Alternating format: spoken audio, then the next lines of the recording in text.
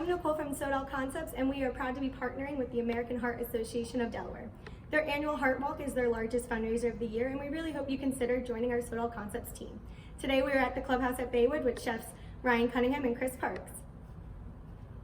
Hello everyone. Today we're going to make a nice heart healthy dish for y'all. We have a Faroe Island salmon we're going to do a nice seed crust on. We have a fruit and nut quinoa salad, and Chris is going to make a nice spinach pesto to kind of tie it all together. Yes. So, okay. No, go ahead. I'm just going to make a spinach pesto while Ryan's searing the salmon, so he'll start it off by dropping a little oil in the pan.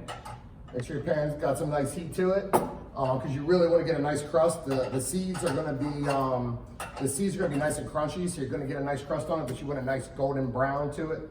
So you're not, too hot of a pan will definitely, burn it. So you want to be careful with that. So what we're doing with our salmon, we got a nice piece of Faroe Island salmon here. We're going to coat it with just a little bit of egg white, kind of get rid of the yolk, for a little healthier option.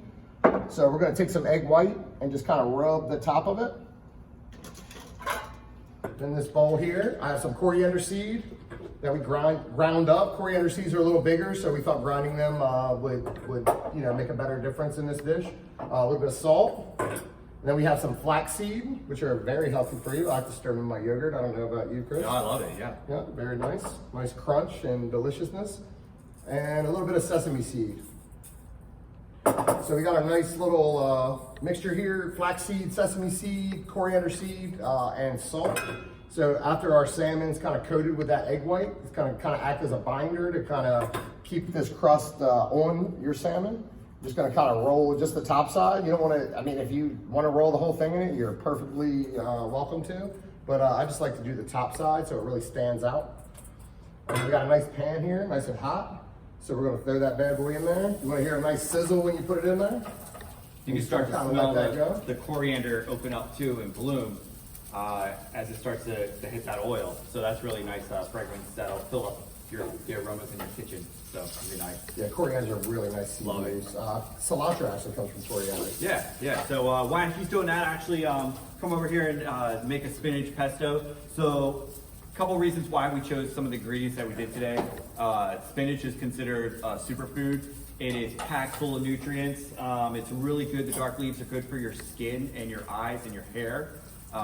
So it's got a lot of benefits to that. Quinoa is also considered a superfood. It is. So that's another reason why we chose that for our dish today. That also is packed with lots of nutrients. So we'll go ahead, and if you have a food processor at home, you can make pesto a few different ways. The way we're going to do it today is we're going to pulse our spinach. Some people like to blanch it beforehand. I like to do it raw because then you're not losing all those nutrients. If you were to go ahead and boil it, you would lose some of that when you go and cook it. So we're going to make this super easy. We're going to put spinach in there. We're going to put the walnuts we have in there. You can use pine nuts if you'd like. You can also use almonds if you like. I like almond pesto a lot. I have some pecorino cheese. If you have Parmesan cheese, you can add that too. And then we have some garlic. Chef Ryan had some confit garlic laying around the kitchen. And that's one of my favorite things to use for an application for garlic. But if you have raw minced garlic, you can use that as well. It'll be a little more pungent in flavor, but this will definitely give it a little more sweetness to your pesto. Make sure this works. And I got some oil left over from my garlic, so I'm gonna add that to my pesto. But I'm gonna let this kind of chop up and blend together first. So adding flavor on flavor. Yep. So we're gonna slowly drizzle in our oil.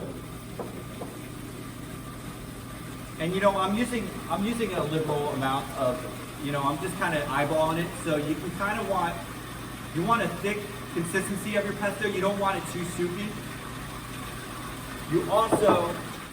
That looks great. You also don't want to blend it too long because as you do, it starts to bruise the spinach. So then it starts to get pretty dark.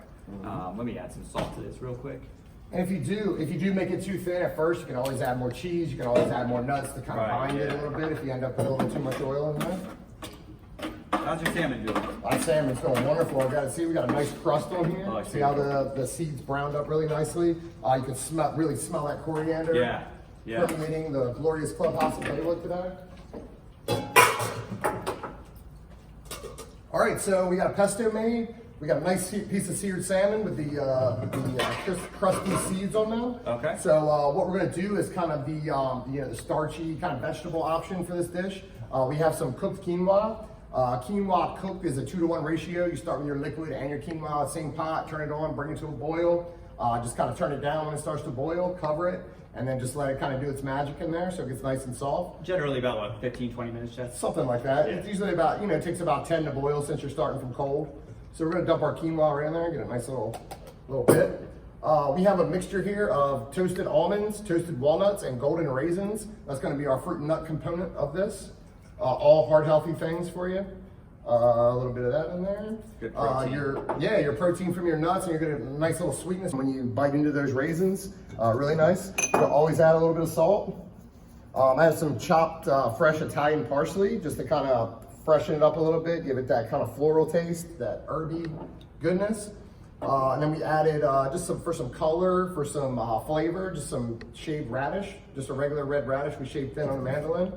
And then we're kind of just gonna put some raw arugula in there. So this is more kind of like a little salad, like a little quinoa salad with the fruit and nuts. Arugula is nice too because it's nice and peppery, so it'll give you that slight spice to it, but it's not overbearing. Yeah, absolutely. And then we have some extra virgin olive oil. We're just gonna kind of put a little extra virgin olive oil in here. Never enough extra virgin olive oil. Seriously. You know what I mean? You're just gonna kind of give that a stir, see kind of how those colors are kind of popping in there. You got your quinoa, you got some crunch from your almonds, nice little balanced salad, nice freshness from the parsley, from olive oil. Really excited about what this is gonna look like when we plate it. I'm gonna go a little bit more salt. And you can always not add salt as well, but salt gives it a nice balance, so you actually have a little flavor in your quinoa. Quinoa is a pretty bland ingredient on its own.